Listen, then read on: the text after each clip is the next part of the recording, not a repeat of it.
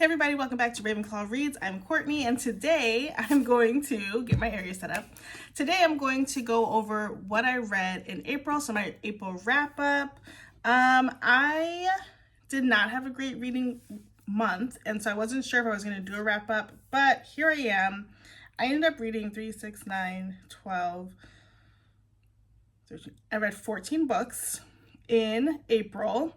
And while I know everybody has different measures for themselves, it wasn't the amount, it was the struggle last month of like trying to find good books to read. So I will go through what I read, try to remember why I rated them the way I rated them. I'll add a picture here. So if you decide you want to read them, go for it. All right, so the first book I read was The Love Wager by Lynn Painter. This book was a 5-star read for me. I read a book by Lynn Painter before. I didn't really enjoy it, so I wasn't sure if I was gonna like it, but I picked it up from Barnes & Noble with great intentions and absolutely loved it. I read it so quickly, a really great romance novel. It was a great way to start the month for me. Then I read The Dating Playbook. And last month was like my discovery month. I seem to have found so many books on Kindle that I bought that I forgot that I bought, and this was one of them. Dating Playbook is by Farrah Rochon, and I've read the other 2 books in the series, like The Dating Plan and something else. And they were okay. And again, this one was okay. So I gave it 3 stars, but I made a note. So I track my books in like a little journal. And so I gave it 3 stars, but I wrote barely with a sad face. This one was rough to get through. I honestly don't remember that much about it. It's now May 9th, and I don't recommend it. Then I went back to Lynn Painter to read Mr. Wrong Number, which I also found that I had purchased on Kindle, but I also had the physical copy of the book. So I was like, why did I do this to myself? But I ended up giving this 3 stars. Mr. Wrong Number and Love Wager are in the same universe and are companion novels. But Mr. Wrong Number was just too cheesy. It wasn't really good. Then I was like, I need a kick. Let's go to a thriller. And so I picked up The Housemaid. That was on Kindle Unlimited. It's by Frieda McFadden. And I'm finding that I'm really starting to enjoy thrillers. And so this book knocked me off my feet. I loved it so much. It was so entertaining. There were twists and turns that I wasn't expecting, and there was never a point in the story that I just knew what was going to happen, so I really appreciated that. So that was a 5-star read for me. Next, I decided to read a Babysitter's Club mystery, number 21, Claudia and the Recipe for Danger. This book was about the girls being entered into a baking competition with some of their charges, and it's weird stuff keeps happening with like their temperature controls and things are blowing up. It was mid. I gave it a 3. If you've been watching my channel, you know that for the books that I'm rereading, I always give them a 3 as their base rating. They can go up, but they can't go down. So that was just a 3. Then I was like, hey, I loved The Housemaid. Let's try another Housemaid. So The Housemaid has a book after it called The Housemaid's Secret. So it follows the same character, main character. And I gave it a 4-star. It was good, yes, but it was the exact same story as The Housemaid. And so I don't know what I was looking for. I guess somewhat I wanted something similar, but not like copy paste. And this was copy paste. And so 4 stars because it's still a good story, but not 5 stars because you copied the entire story. Okay, the next book I read was Rock Bottom Girl by Lucy Score. I've been in my Lucy Score phase, and she writes those chunky romance books. She wrote Things We Never Got Over, Things We Left Behind, all those things. By a Thread. By a Thread's still my favorite to this point, but I saw somebody else read Rock Bottom Girl. A lot of her books are on Kindle Unlimited, so I was like, hey, I don't have anything to lose. So I read that on Kindle Unlimited and rated it 5 stars. I think this was cute because it was sort of like going back to your roots in your hometown. The main character goes back home and works at the high school and then starts coaching a soccer team and falls in love with another one of the teachers that she used to date when she was younger. It's just a really sweet story. Again, with all Lucy Score's books, it's too long. She could cut 150 pages out of all of her books and still do just fine.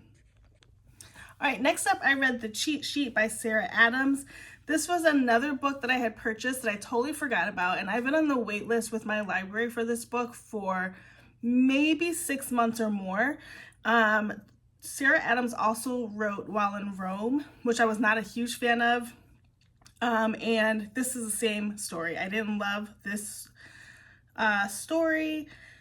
I gave it 3 stars. I'm trying to remember what it was about. I think it was like a dancer and a football player get together. They're adults though. Anyway, I didn't love it. Oh, that's right. Okay, the cheat sheet comes along because the football player wants to, well, he's best friends with the dancer girl, and every relationship he gets into, his new girlfriend can't take that his best friend is this gorgeous girl. And so him and his friends come up with a cheat sheet on how to get the dancer to be his girlfriend, and hence the name cheat sheet. Not the best. I want to love Sarah Adams, and I actually just purchased another book of hers. Let's see if I can find the title. Yeah, I just purchased her new book, Practice Makes Perfect. I'll see if you can see the cover. It's a really cute cover, even cuter in person or in color, but I keep buying and reading her books and I don't love them. Like, I want to love them, I don't love them, but okay. So Cheat Sheet was just 3 stars for me.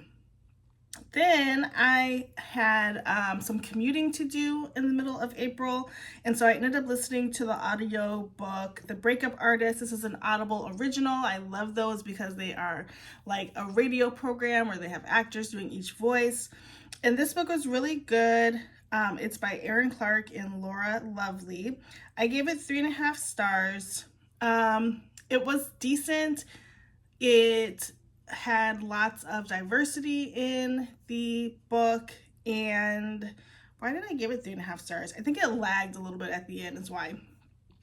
If you want to know more about any of these books, always go back to my weekly reading vlogs because that's where I go in detail about them. This is just the reading wrap up.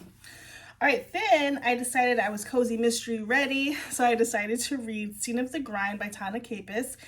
And Tonya Kappes, she does different types of cozy mysteries on Kindle Unlimited. The one that I've read is like the camper series where she lives in Normal, Kentucky, and runs a sort of tourist camper site.